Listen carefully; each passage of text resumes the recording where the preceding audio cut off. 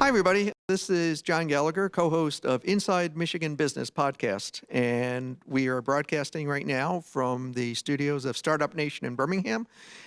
With my co-host, Jack Lessenberry, we're going to be talking about Detroit Startup Week. We're in the middle of it right now, which is a celebration of all things entrepreneurship here in Metro Detroit.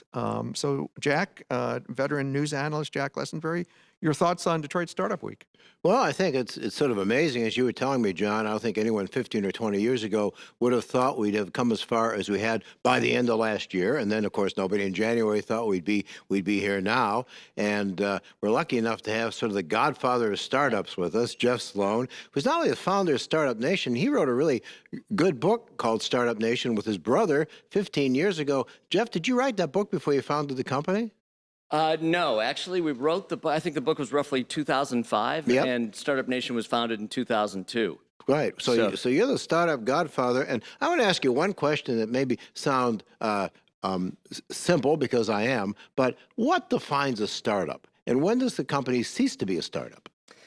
Yeah, that's a good question. It's funny. You know, we still see Startup Nation in a way as a startup. We see a lot of our companies years into it as a startup. Right. So the question, while simple, is actually the answer to it may be complex, because I think it depends on perspective. I think it also depends on where you are. You know, definitions of startup and early stage have different meanings in, say, Silicon Valley versus here in Detroit.